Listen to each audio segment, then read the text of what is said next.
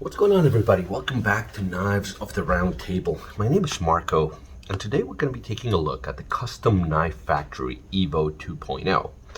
Now, for those of you who don't know, Custom Knife Factory primarily does collaborations with custom knife makers, with custom designers to bring a knife to market. Usually, it's a little bit of a different relationship than the one that like Riyadh has with the knife makers, because when Enrique Peña or Ramon Chavez does the Riyadh produced knives, Riyadh makes it for Peña knives, and Peña is the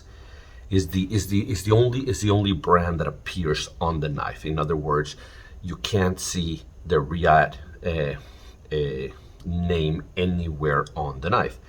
That's not the case with the Custom Knife Factory. With Custom Knife Factory, it's a true collaboration between the knife designer and the knife maker, to where you have, so this is a collaboration between Rotten Design, that's the company, and John Sorensen, who designed the knife, and Custom Knife Factory. So you have the Custom Knife Factory logo right here, and then you have Rotten Design logo over here. So these are true collaborations more than OEM.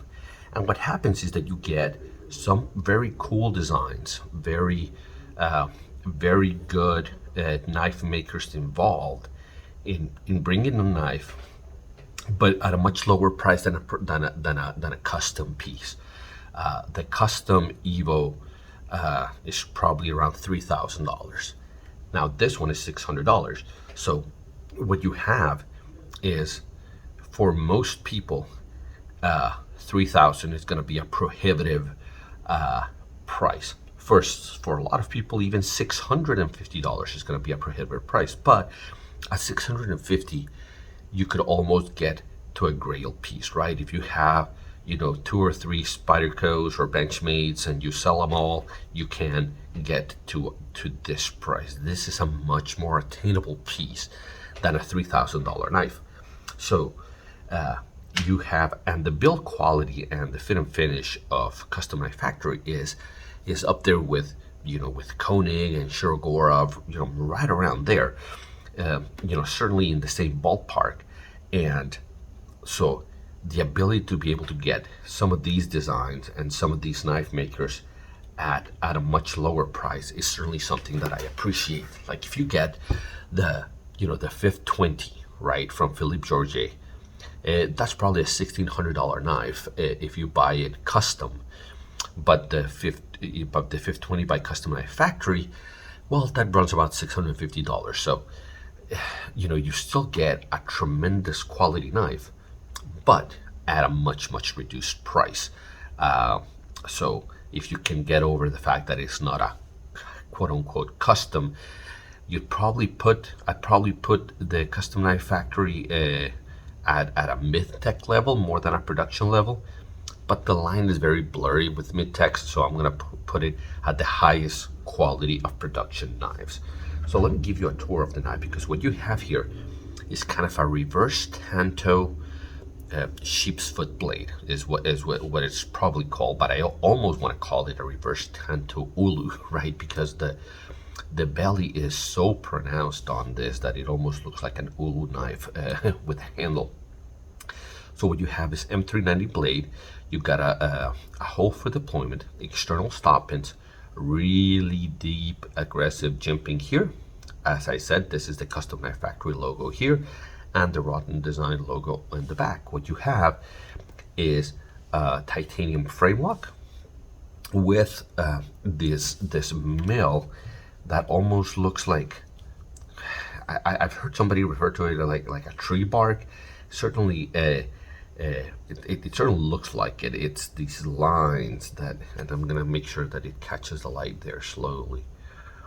It's these lines that are milled along the length of the handle, so it gives it not only a visual appeal, but it gives you a little bit of a gription, if that's a word from Nick Shabazz.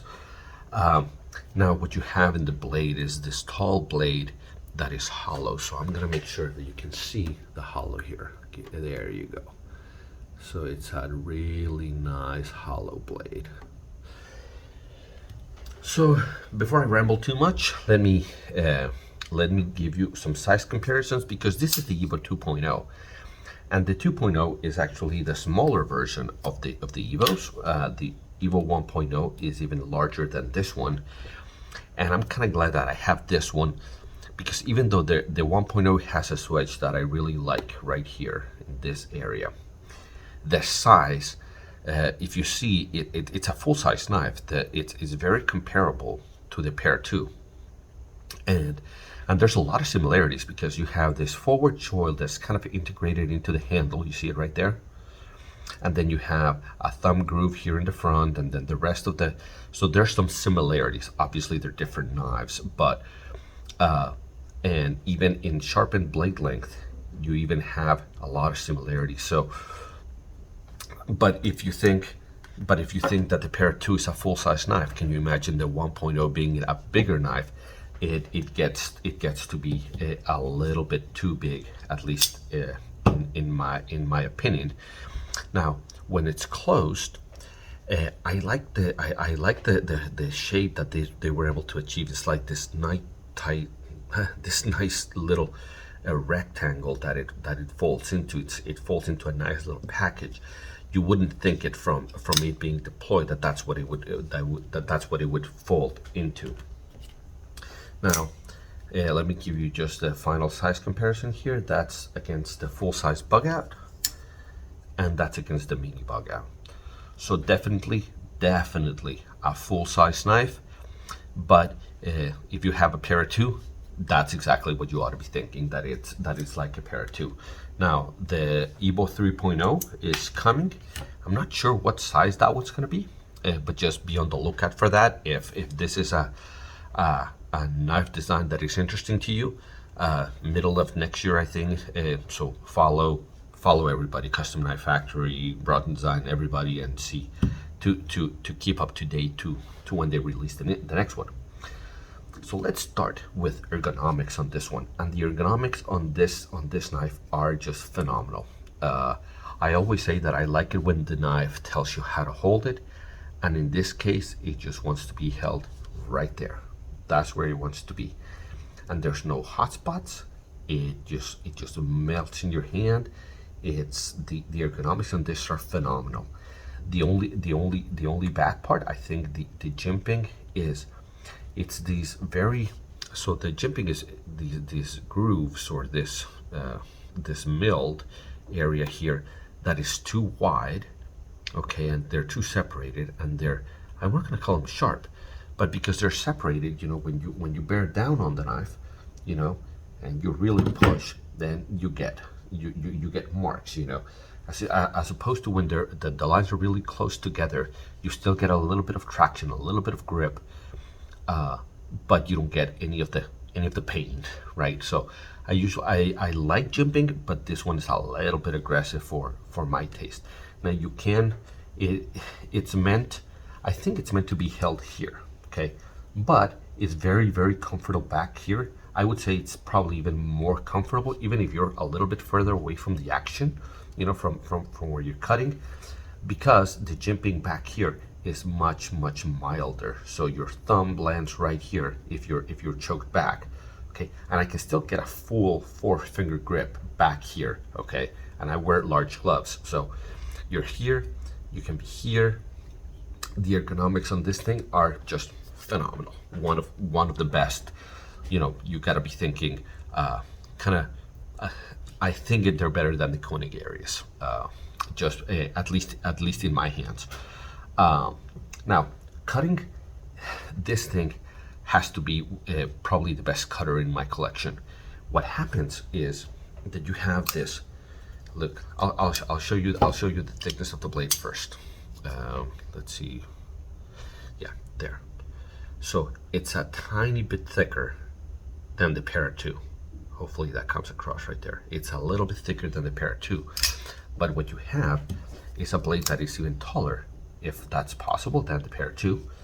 And because it's a hollow grind from here to here, you have like a lot of distance to create a hollow, and it comes to the most ridiculous thin edge that I've ever felt on a knife. Down here, it's paper thin right there. It's incredible for slicing, cutting, and man, shallow cuts and draw cuts. Oh my God, this is probably the best cutter, the best slicer I have. Even though it gets thick up here, because it's so thin and it's a hollow grind, it keeps the thickness of the blade so thin from here to about right here, that for the most part, just cutting and slicing this is a dream. The ability to grind that thin, it speaks to the fit and finish of Custom Knife Factory, because I mean, you see the grind lines. I don't know if they're machine ground or hand ground, but man, I can imagine that getting that thin must lead to certain either production or human mistakes, and some waste, because it comes down to an edge that, man, it's got to be really hard to do that, to achieve that in any event. Now, action, it's the action on Custom Knife Factory is just incredible. I would say that probably you're looking at Shirogorov, maybe Konigarius, and then Custom Knife Factory. It just completely drop shot. The detent is perfect. It deploys. It got basically one. You can use the external stop pin for thumb deployment if you wanted to. It's not the most comfortable thing, because this is not rounded. The thumb stud, the stop pin is not rounded. It's meant to be a stop pin, but you can. But I think as a middle finger flicker, is one of the coolest middle finger flickers you're ever gonna see. For a lot of people's preferred deployment method is the middle finger flick, because you keeps the knife in your hand, and this one is just incredibly smooth. Obviously it's perfectly centered, no side to side, no up and down. It's on ceramic bearings, and the action is just so incredible. I can't say enough about it. It is a finger guillotine. You have to be careful with it. And man, it looks like a guillotine, doesn't it? I mean, look at that.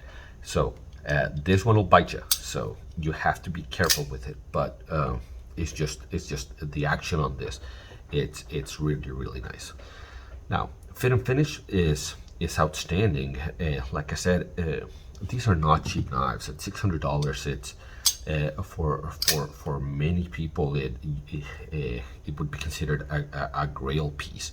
And grail pieces, they're kind of budget dependent, but for a lot of people this is going to be a grail piece, and it's worthy of being a grail. The fit and finish on Custom Knife Factory knives is just outstanding. I could make a very strong case that the value that you get for the price is really good.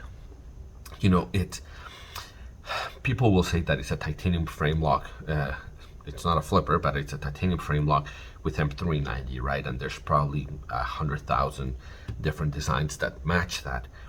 But the design of this blade, the grind that they've achieved here, where it gets down to really thin, the action, the mill pattern, all of those things are just incredible on this knife. And you're not gonna get it on most knives, okay? You're not gonna get it at a 300-400 level knife. You need to get to a little bit higher level knife. The grind is very reminiscent of kind of a Medford type of grind. Now, it's not perpendicular like Medford does his grinds. It's just, but you can see the grind line, so it kind of reminds me a little bit of that kind of grind. But the fit and finish is just incredible. And when you get the Custom Knife Factory stuff, and you get the extra, you get an extra pivot, you get an extra insert, you get an extra clip, you get extra bearings. you got a lot of this, all of these stuff that you're gonna have in case that you need to change any of it.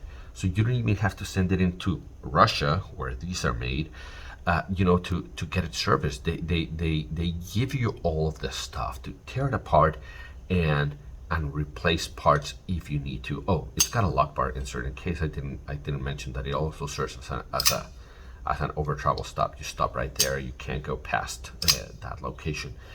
The fit and finish of Custom Knife Factory, again, you have to be thinking the level of quality of probably not quite Shirogorov, but man, if it's certainly in that bracket, right? It might not be the top of the bracket, but certainly in that bracket of Koenig, precision and fit and finish and Shirogorov. Now, finally, the airing of grievances. When you get a piece like this, there's not a lot of grievances. To be honest, they've done a lot of things, but at this price point, like Nick Shabazz says, I'm gonna nitpick. So I would have liked to have the swedge here. If you see the pictures of the Evo 1.0, the Evo 1.0 has a swedge that goes from here to here, and it makes the blade a very interesting blade, even more interesting than it is now. I really like the design with the swedge of the Evo 1.0. So that's one thing. I would have liked to keep that swedge. And the other thing that I don't like is this hole.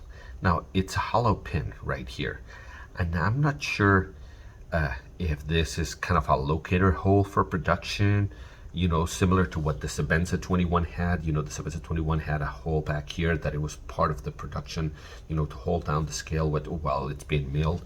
I don't know if that's the case here. I don't know for sure, but it seems like it breaks with the whole aesthetic of the knife, right? You have this really nice finish, these lines, and then you got a hole in the middle there, and a hollow pin. I don't know what that's for, but a hole in my scale in the middle of it, I just don't like it. I don't really think it should be there. Hopefully they get rid of that. However they can do it. I mean, there's hundreds of knives that are milled without holes, right? So hopefully they can do that. Other than that, I think the ergonomics are excellent. The cutting is phenomenal. The fit and finish is really, really good, and I think it's an outstanding value. And I always say, if this is one of your grail pieces, look for it, sign up for everything, and I don't think you'll be disappointed. These things are every bit as good as you've heard, and the action. Look at that. I mean, it's just so incredibly nice. You won't regret having a knife like this, or saving up to a knife like this. Some grails end up disappointing you once you have them in hand. I don't think this is gonna be the case for the Custom Knife Factory Evo 2.0. So guys, again, the Evo 3.0, I'm not sure what the specs are gonna be on it. A pre-order has already happened, but what they do is they produce about 200 to 300 pieces more than the pre-order. So there's gonna be a bunch of these available here next year. So if this is something that you're looking for, then you and I keep saying next year. What I mean by that, this is being filmed in 2021, but this video will probably get published in 2022. So what I mean is 2022 is when this is the 3.0 is going to be released. So take note, follow them on everywhere, and that way, if this is something that you want, you probably, by the time this video gets released, you'll probably have about 3, maybe 4 months of saving before these drop. So be on the lookout for that, and hopefully you enjoyed it. Hopefully you liked it. This is one of the most interesting designs I've ever seen. It looks nothing like anything else. And if you enjoyed it, if you liked it, and you think I earned it, then like and subscribe. Don't hit the notifications. If you want to see my videos, you know where to find me. And until you see you at the next one, take care.